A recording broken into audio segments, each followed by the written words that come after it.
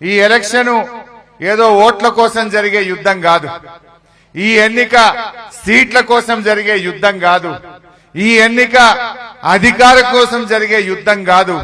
ఈ ఎన్నిక తెలంగాణ భవిష్యత్తు కోసం జరిగే యుద్ధం. మన పిల్లల భవిష్యత్తు, మన భవిష్యత్తును నిర్ణయించేటువంటి ఎన్నిక గనక బాగా ఆలోచించి మనం ఓటు వేయాల్సినటువంటి అవసరం ఉంది. ఇలా వెంకట్రామరెడ్డి గారు మీకు చాలా మందికి ఇక్కడ సుపరిచితుడు.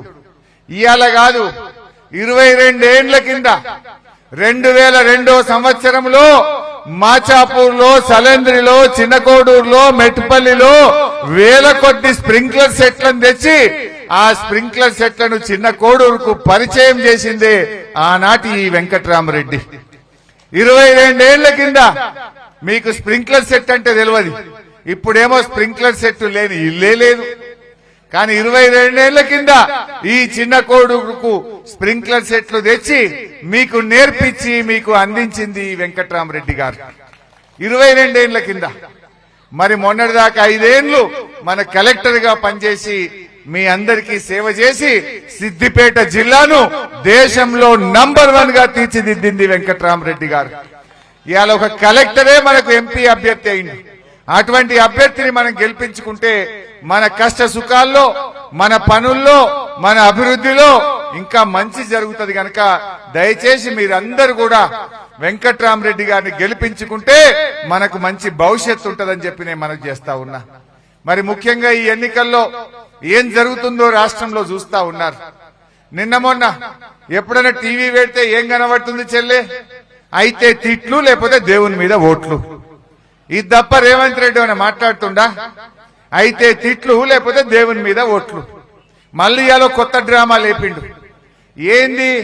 పోయిన అసెంబ్లీ ఎన్నికల్లో ఈ కాంగ్రెస్ వాళ్ళు 6 గ్యారంటీలు అమలు చేస్తామని బాండ్ పేపర్ల మీద రాసిచ్చారు. బాండ్ పేపర్ల మీద రాసిచ్చి 100 రోజుల్లో ఇవన్నీ చేస్తాము అని నమ్మించిండ్రు.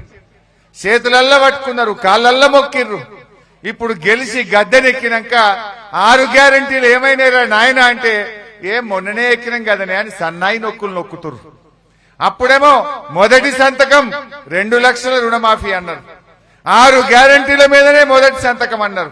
100 రోజుల్లో ఇచ్చి తీర్థమన్నారు. ఇప్పుడు 100/150 రోజులైంది. 5 నెలలకు వచ్చింది. ఏమైనా నీ 6 గ్యారంటీలను అడిగితే కొత్త నాటకం మొదలు పెట్టిండు. దేవుని మీద ఒట్టు అంటుండు. ఇప్పుడు 15 ఆగస్టుకి చేస్తా, రాముల వారి మీద ఒట్టు, అమ్మవారి మీద ఒట్టు, ఒట్టు మీద ఒట్టు పెడుతుండు. మరి అప్పుడేమో నమ్మబలితివి. మరి నీ శిక్ష ఇయ్యాలనా వద్దా? ఇప్పుడు నువ్వు చేస్తావన్నా మళ్ళా గ్యారెంటీ ఏంది బిడ్డ? నువ్వు ఆ రోజు ఎన్ని మాటలు చెప్పిండో ఒక్కసారి నేను మీకు టీవీలో చూపిస్తా. ఇప్పుడు ఆనాడు 2 లక్షల రుణమాఫీ గురించి డిసెంబర్ 9వ తారీఖు నాడు నేను కుర్చీలో కూర్చోగానే రుణం మాఫీ చేస్తా అన్నాడు. నమ్మి ఓట్లేస్తే 150 రోజులైనా ఒక్కల కన్నా రుణం మాఫీ అయిందా? ఒక్కసారి ఏం చెప్పిండో చూపి తమ్మిజరా, టీవీలో చూపి మా వాళ్ళకి యాద్ చేసినట్టయితే.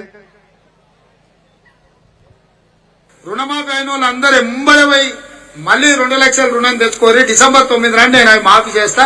కాబట్టి రైతులందరికీ నేను విజ్ఞప్తి చేస్తున్నా, ఎంబడే బ్యాంకుకు పోయి లోన్లు తెచ్చుకోరి, వచ్చిన ఎంబడే నేను రుణమాఫీ చేస్తా.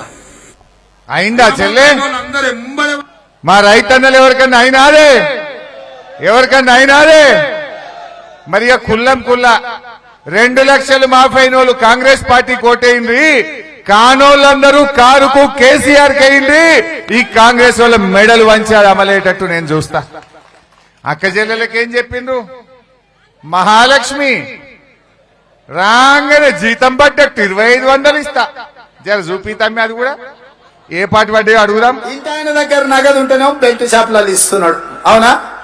అందుకే మా అక్కల కష్టాలు చూసి నగదు మా అక్క దగ్గర ఉంటే పిల్లల చదువులు, ఇంటి ఖర్చులు, పండుగ పూట సుట్టం వస్తే ఇంత మంచి చెడ్డ చూడడానికి ఉంటది. అందుకే ప్రతి నెల 1వ తారీఖు నాడు ప్రభుత్వ ఉద్యోగికి జీతం వచ్చినట్టుగా ప్రతి నెల 1వ తారీఖు నాడు ఆడబిడ్డల ఖాతాలో 2500 రూపాయలు ప్రతి నెల ఆడబిడ్డల ఖాతాలో వేయాలని. పడ్డాయా? ఈ ఆడబిడ్డ కన్నా 2500 పడ్డాయా చెల్లె?